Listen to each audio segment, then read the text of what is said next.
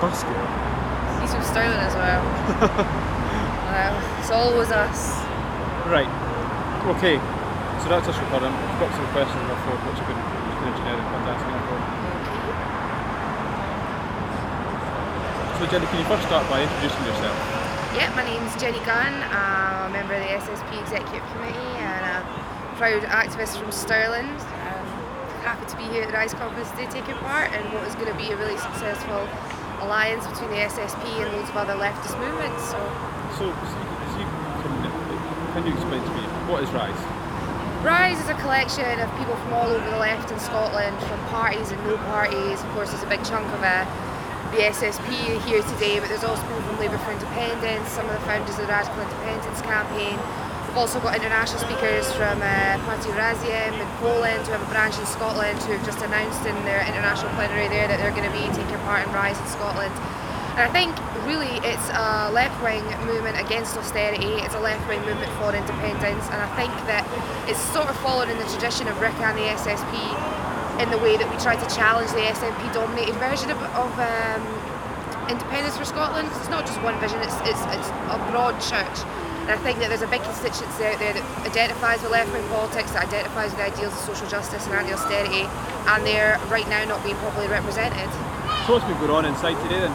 It's been absolutely brilliant. There's been loads of workshops going on. I attended one of the workshops about democracy and how we build structures within RISE that will make sure that everyone's voice is heard. Because obviously with people coming from loads of different political traditions, that can sometimes be a bit of a nightmare. But I think that everyone here is focused on those four main principles about respect and internationalism, socialism and environmentalism, that we can sort of come to agreement on differences.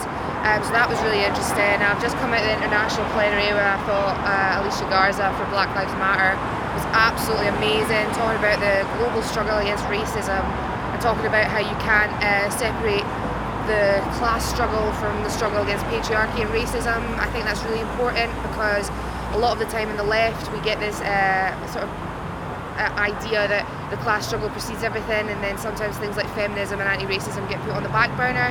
But it's all part of the same struggle. It's all about ending exploitation for everyone. So I thought she was absolutely brilliant. It was just so great to see people from the United States and Germany and all across the world come here and say, you know, we support what you're doing. We think it's great to see that Scotland's got a vibrant leftist movement and will hopefully help you in the future. Can you explain to me what happened after this? But can you do me a favour, just look at that bush. Huh? I just need to change the angle of the camera a bit when you're speaking. Okay. So just do what you're doing just there. Okay. So what's next? What is next for Rising after this conference?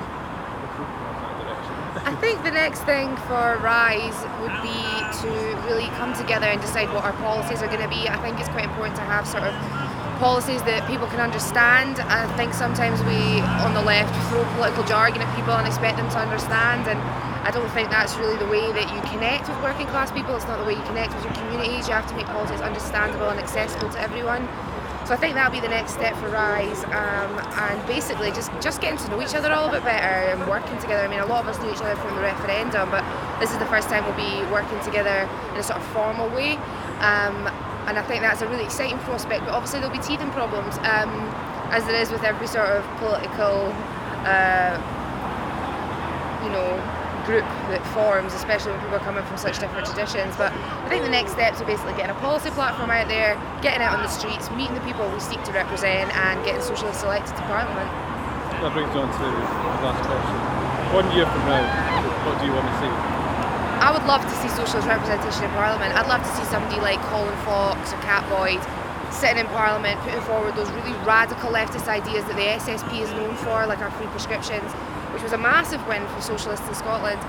And somebody like Cat, who's a radical feminist that'll put feminism at the top of the agenda, I just think would be amazing. So I think that what a few people have said today, that we're trying to echo the slogan of Podemos, 1 foot in the Parliament, 100 in the street. I think it's definitely important to get that representation in Parliament, and I think we need that because we want to participate in the parliamentary democracy that we have in this country. But I think it's also important that we keep the grassroots movement going, and I think we have to keep a good connection between our representatives and between the larger movement, and not let it be a top-down situation. So I think that is what I'd like to see next year. A massive movement on the streets and a couple of representatives in Parliament, and I would be more than delighted. As usual, wonderful stuff. Thank you very much.